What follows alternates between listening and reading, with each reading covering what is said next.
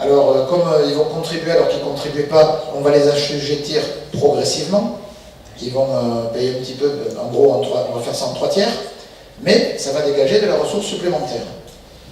Le but étant de pouvoir, évidemment, financer tout l'existant, mais de pouvoir financer aussi la croissance du système. Quand on fait les comptes, et que l'on regarde aujourd'hui le nombre d'apprentis qu'il y a dans le bâtiment, la contribution alternance telle qu'elle va s'établir ne permet pas de financer tout l'apprentissage.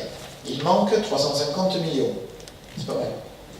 Ces 350 millions, le secteur va les recevoir de la part de contribution d'entreprises d'autres secteurs.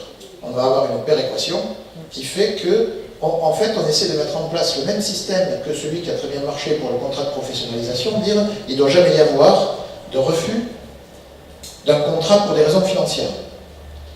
Donc, quand une entreprise et un jeune se mettent d'accord pour faire un parcours en apprentissage, on doit le financer.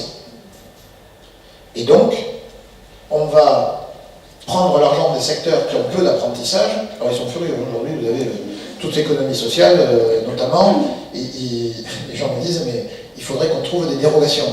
Tu ne peux pas nous aider à trouver dans les textes qu'on arrive à avoir des dérogations pour nous, pour expliquer qu'on ne le fait pas, etc. Ça n'a pas l'air d'être... le gouvernement n'a pas l'air très dérogatoire sur ces sujets-là.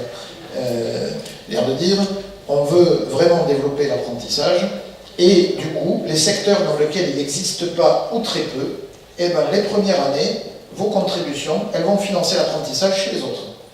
Et après, il ne tient qu'à vous de développer aussi l'apprentissage dans vos métiers, dans vos secteurs, etc. Sinon, on continuera à payer pour les autres. Vous voyez, on crée une sorte de dynamisme. Hein. Aujourd'hui, les secteurs non assujettis à la taxe, non seulement ils n'ont strictement aucun intérêt à recruter des apprentis, mais s'ils recrutent des apprentis, ça leur coûte. Il faut qu'ils les financent eux-mêmes. On leur facture le coût. Demain, ce sera l'inverse, on les oblige à contribuer, on leur dit vous avez de la ressource pour le faire, et si vous ne le faites pas, c'est d'autres qui en profiteront. Donc c'est encore une manière de créer une... Oui. Donner un exemple, si je comprends à peine, quand vous parlez du secteur de l'économie sociale, c'est dans quel apprentissage possible dans ces secteurs qu'on comprend, les mutuelles, les associations, pas de quel apprentissage? Eh bien, à partir du moment où l'apprentissage est ouvert à l'intégralité de l'offre diplômante, ça peut être à peu près pour tous les métiers.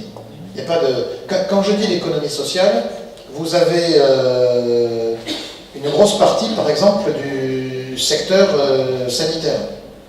Eh ben, on fait des infirmiers, des aides-soignants par la voie de l'apprentissage, des kinés, etc. Tous ces métiers-là sont préparables. Mais on a des animateurs, des éducateurs, on peut préparer tout ça par l'apprentissage, il n'y a pas de problème. Mais si vous prenez les mutuelles, vous pouvez prendre tous les fonds, y compris d'ailleurs les métiers support.